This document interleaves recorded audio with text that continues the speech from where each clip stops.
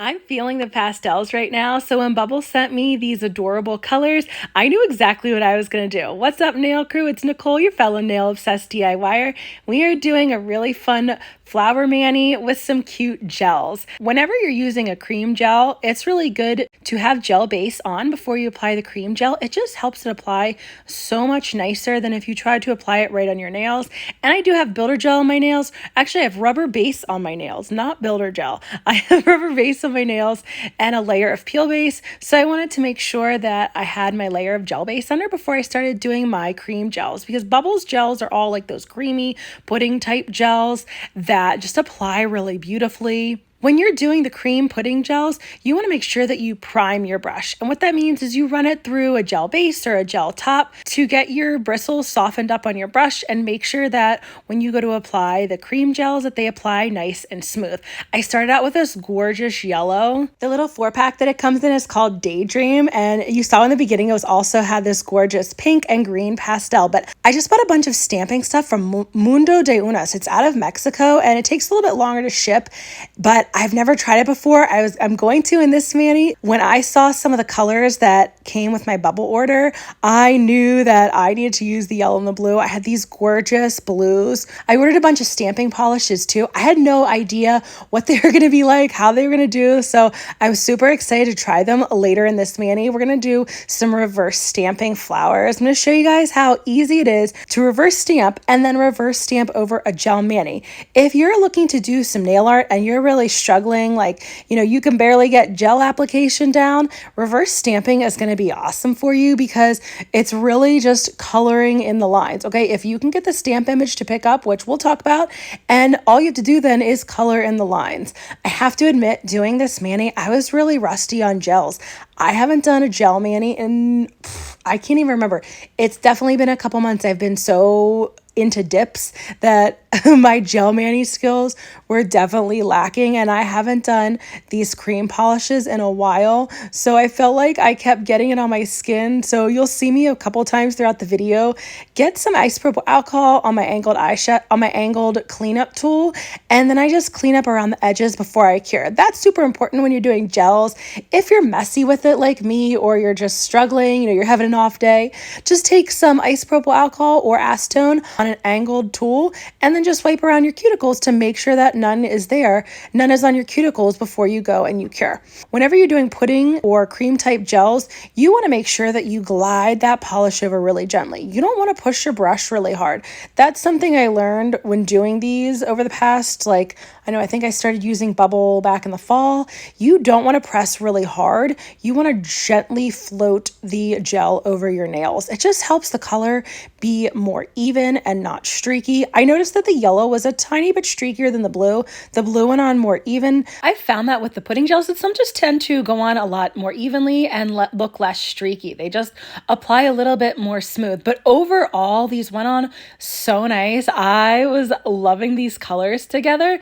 Since the weather around me hasn't decided whether it wants to be spring or winter still, it's been really nice to wear fun, bright colors on my hands, or like these beautiful pastels, just to make me feel like we're not still stuck in this weird, slightly winter, slightly spring. There has been a couple nice days. So when I had my bright nails on, I was like, oh, okay, this is really getting me in the mood for spring. Whenever you're using gels in general, you want to make sure that you're not putting a ton on your nails. If your nails are too thick, it's going to be harder for the light to fully cure that. And that goes with any gels that you're using, whether they're pudding, regular gels, builder gel, gel base, gel top, any kind of blooming gel, any kind of gel that you're using. The thicker that you apply it to your nails, the harder it's going to be for the light to fully cure all the way through. Like I say in every video, I'm just going to keep saying it. We do not want to leave uncured gel on our hands. That is how gel allergies develop. So I'm super careful about making sure that I don't go overly thick on any of my nails, because I want them to fully cure the whole way through. And something that you want to make sure you're doing if you're struggling to find a light that you like, you want at least 48 watts, 30 bulbs in the lamp, between 365 and 405 nanometers, and you also want a reflective bottom. Now we're about to get to one of my favorite parts of my mani, doing the stamping. And if you would have told me 2 years ago that stamping would have been one of my favorite nail things to do, I'd have thought that you definitely were losing your mind, because because I never liked stamping. And then I started doing it more. I got some help from one of my amazing nail friends who taught me so much about stamping. And now I'm absolutely obsessed. Today we're going to do a reverse stamp. And the reason why I love reverse stamping so much is once you pick up your initial image, it is just filling in the blanks. You're basically just coloring anywhere that you want, anywhere that there's open space. You take your stamping polish and fill it in. So I got these new plates and polishes from Mundo De Unas. It's a company from Mexico, and I was so excited to try their stuff because I've been following them on Instagram for a while and just haven't placed an order.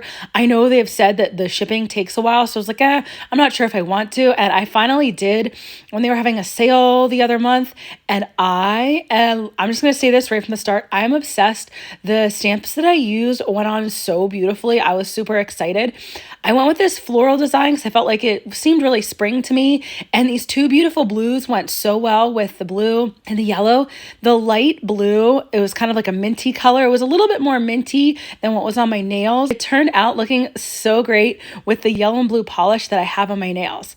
The key to reverse stamping is just getting your initial image to pick up. So if you can get your initial image to pick up, you just go through and you fill in the little blank areas, the open spaces. Toothpicks work really well for me because dotting tools, I'm just too rough and too wild with. So when I use the toothpicks, it allows me to get into like a really, really tiny area and not get too much on the stamp. When I was using like the dotting tools, those just were not working as well for me. The other nice thing about doing reverse stamping compared to regular stamping is that you just let the stamps dry and you put it on with either gel base when you have gel base on that's still tacky, or you can use Maniology sticky base or something like that. And it works so nicely. You want to let your stamp sit there for a while and completely dry before you press it onto your nails.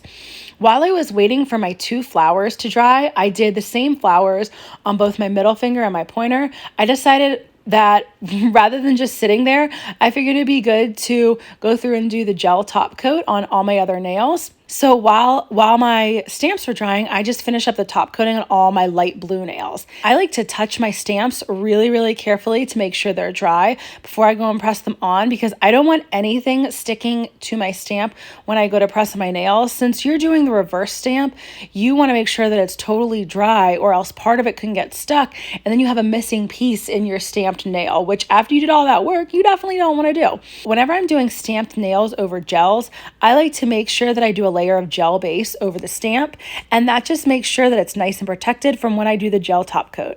I've seen people skip the gel base over the stamp, but if you're someone who likes to wear your manis for a long time, you definitely want to do the gel base under the gel top coat, and then your manis are going to last even longer. If you're still struggling with stamping, check out this next stamping tutorial where we can learn more. Thanks so much for joining me today, Nail Crew.